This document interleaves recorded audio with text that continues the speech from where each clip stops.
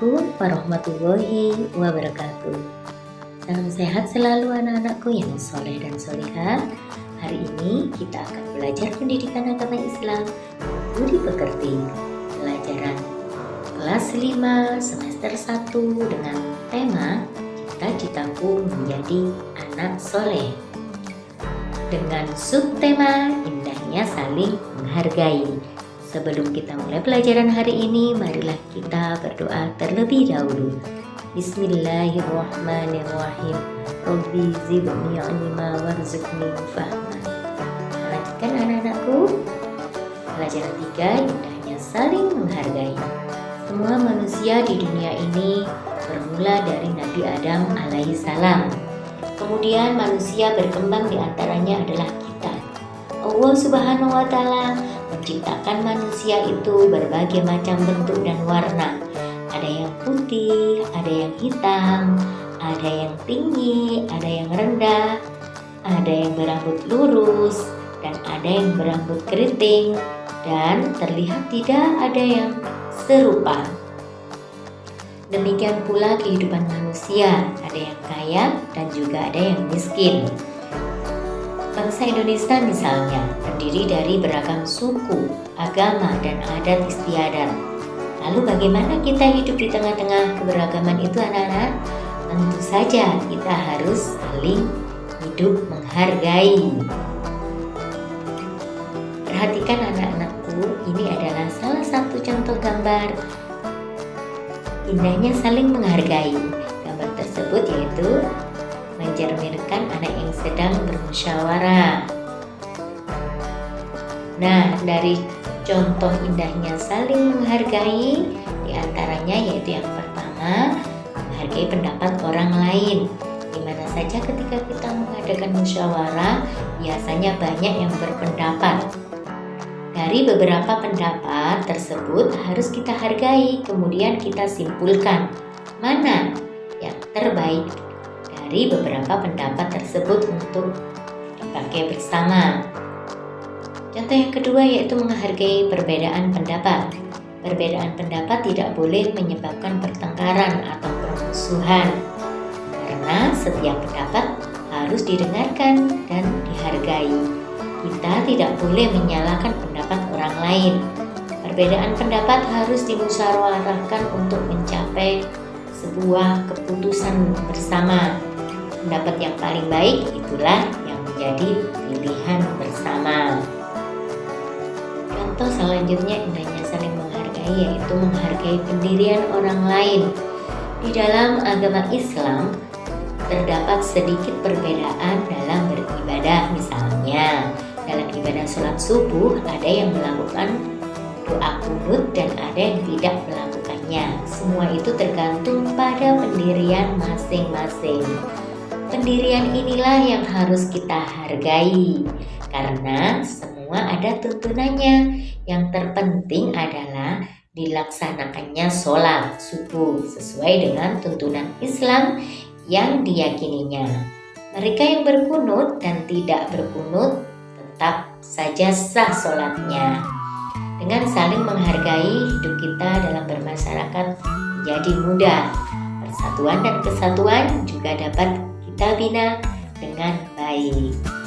Contoh saling menghargai selanjutnya yaitu menghargai keyakinan orang lain.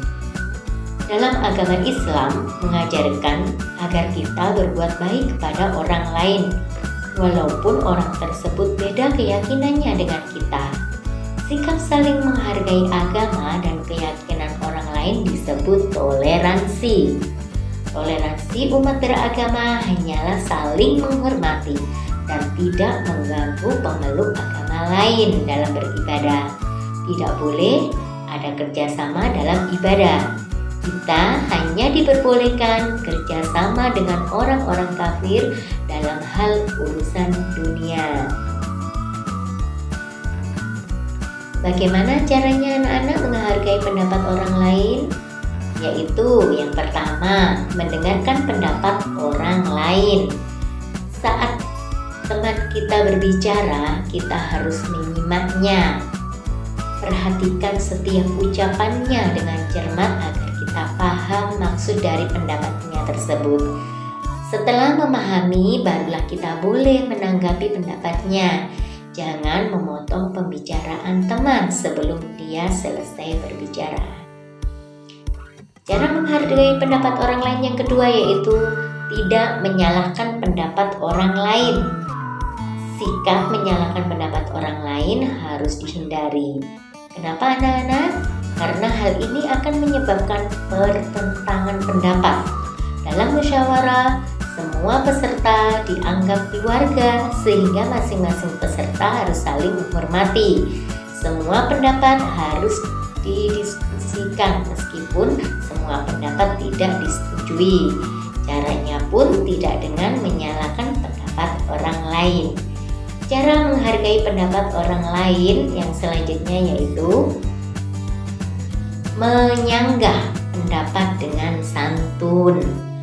Ketidaksetujuan terhadap pendapat orang lain harus disampaikan dengan cara yang santun. Gunakanlah perkataan yang sopan, misalnya, "Maaf, saya tidak sependapat dengan kamu," atau "Saya punya pendapat lain yang berbeda." Perkataan yang santun adalah wujud yang menghargai pendapat orang lain. Meskipun pendapat kita berbeda, orang tidak merasa disalahkan. Semua orang harus terbuka dengan pendapat orang lain. Cara menghargai pendapat orang lain yang selanjutnya yaitu mendukung pendapat yang benar. Semua pendapat teman harus didengarkan dan diterima.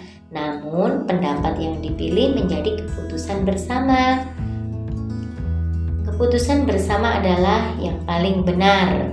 Setelah semua teman berpendapat, pendapat itu harus diseleksi. Setiap orang memilih pendapat yang paling bermanfaat dan tidak melanggar aturan.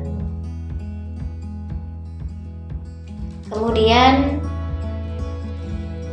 cara melaksanakan hasil keputusan bersama yaitu yang pertama, jika keputusan sudah ditetapkan, semua orang harus melaksanakannya.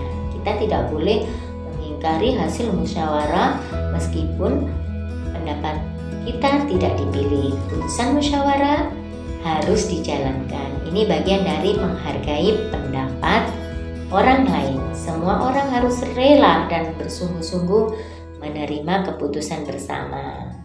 Demikianlah anak-anakku beberapa cara menghargai pendapat orang lain.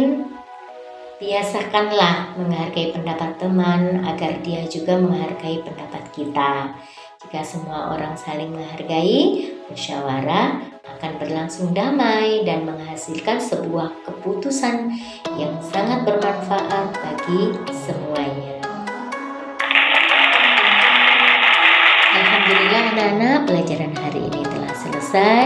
Ibu akhiri. Wassalamualaikum warahmatullahi wabarakatuh.